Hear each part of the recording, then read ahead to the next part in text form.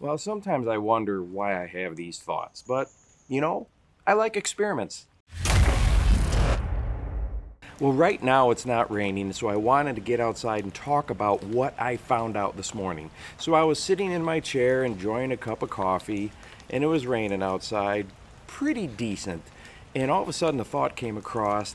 I wonder what topwater lures look like from underneath in the rain. Does that disturbance of the rain coming down, hitting the surface of the water, the noise, the sound, the vibration that it creates, how does that impact our topwaters? Now, I know I don't fish out in the rain all the time, but when I do, I want to make sure what I'm doing is most likely to get bit and efficient. And we know that topwater lures in the rain can be very good.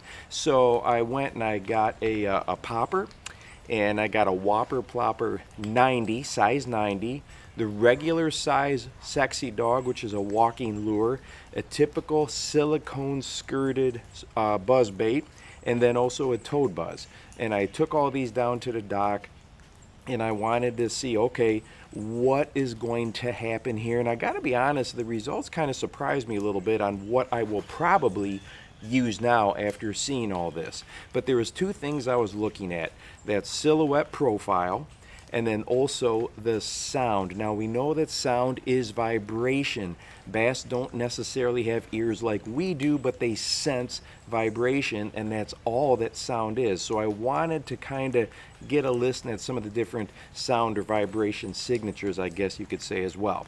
So the first one that I looked at was the popper, and when I first tied this on, I thought, well, it's probably not going to do much. I mean, it's raining, right? But I was really impressed.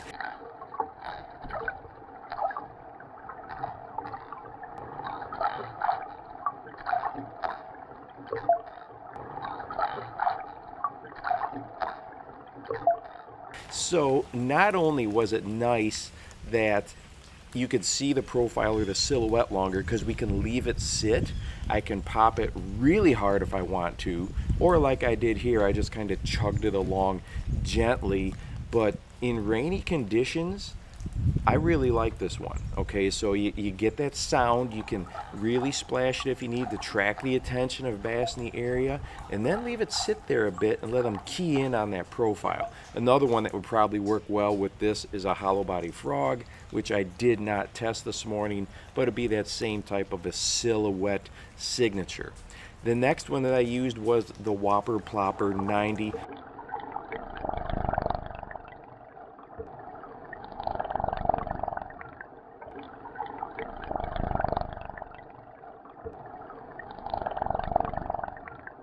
First off, what stands out is just it has a very unique sound to it, which would translate into a unique vibration pattern, something that none of the other top waters present. And as far as disturbance on the surface of the water, it could be definitely seen, I think, from a distance.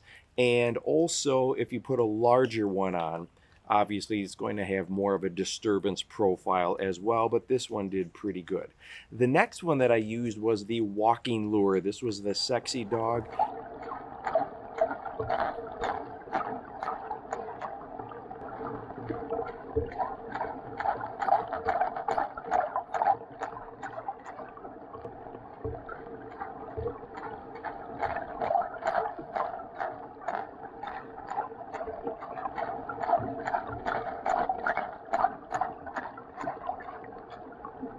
Very distinct sound or vibration pattern to it.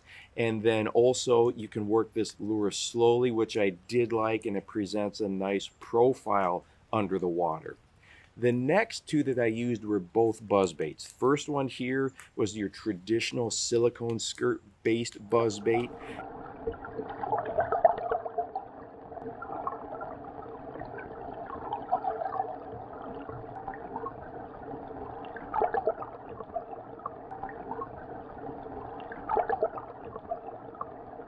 And it's very subtle. You hardly hear it.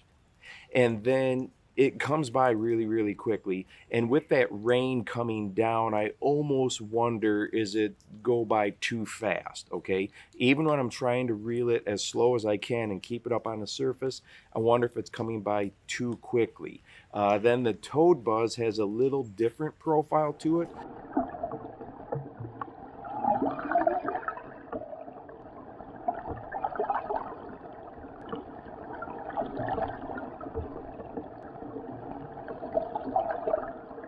But once again, vibration wise, sound wise, it's very subtle and it also moves through extremely quickly.